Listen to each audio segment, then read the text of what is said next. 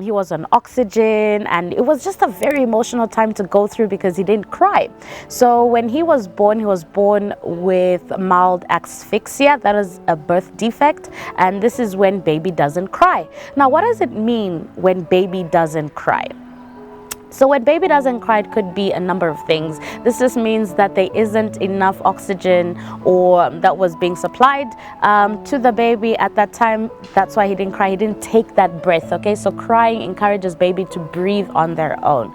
So if you have been through it, or you are expecting, listen, it's something that may not happen to you. You might be lucky enough, or you might it's still a lucky thing. I mean, you still have your baby, but it's something that you never expect. Birth defects are things that are always overlooked. We always just don't think it could be you or it could be us. Why? Because we always want what is best for baby, right? But that unfortunately was my story, or is my story. My son didn't cry at birth, and we were rushed to the hospital, and it was quite the experience emotionally, mentally, physically. I mean, I had just given birth, and I have to jump into a whole different being, a whole different level of strength, because my son also needed that strength from me as mom.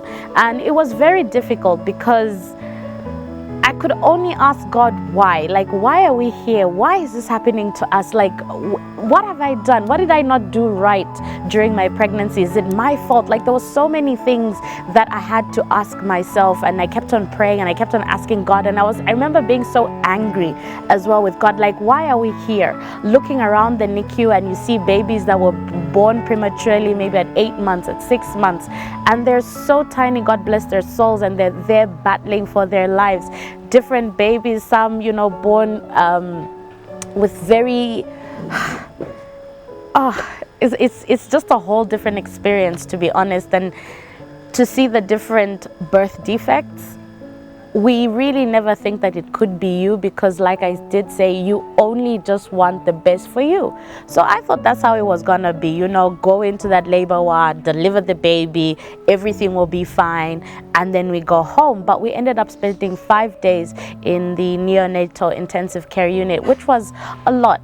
It really was a lot emotionally, and I remember it was a lot of prayers, and gosh, bless the mothers in the NICU, because that place turns into a war room. Okay, if you've ever watched that War Room movie where the woman goes into this room to pray, that is what the whole ward feels like, because you only have an hour with your baby, and you're just praying, you are changing your baby's diaper, you're feeding your baby through a feeder tube. Like for me, I had to feed my baby through the feeder tube, and he was on oxygen for about 3 days. And that seeing him plugged to all those machines was so difficult, was so hard, because I kept on thinking, God, will my baby pull through? Are we going to go home together? I mean, we walked into the hospital together. Are we going to leave together? And really, it was just prayers and people's encouragement, and God bless even just the sisters in the ward and the doctors, just trying to keep your spirits high. Even the mothers, because there's mothers that have been there for about 3 months, some even 6 months, and you can only imagine what that must be like to be there every single day for those feeds. Every day you're seeing your child, your baby hooked up onto these machines. It's a lot to go through. So if you know anyone who has a baby in the NICU, show them as much love and support as you can, because it really is a difficult journey to go through. So that was a little bit from my side of the story. It really did change my perspective on maternity. It changed my perspective on childbirth, because a lot of us really do think, you go in, you deliver your baby, you go home, but we never expect something like that to happen. So my advice to expecting moms, don't think too much about it, don't dwell too much about it, just keep praying and hoping for the best. Okay, just keep praying and hoping for the best. And for the moms that may have kids or may have a baby in the NICU, I'm encouraging you to stay as strong as you can. If you need to cry, cry. You can't always be strong. Sometimes that place will break you in so many ways.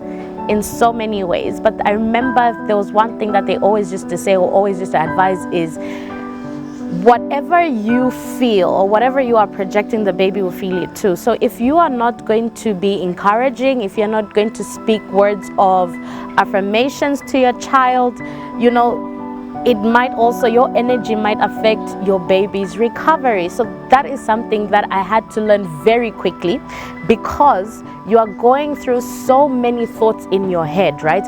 And then you have people around you telling you to be strong. You've got people around you telling you to keep going, to keep pulling through, but it's not the easiest thing to do. So I would encourage you just to keep praying. Try as much as you can to have your faith up here. I know it's hard.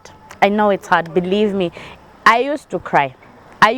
Walking from the ward to the NICU. I used to cry. I used to pray.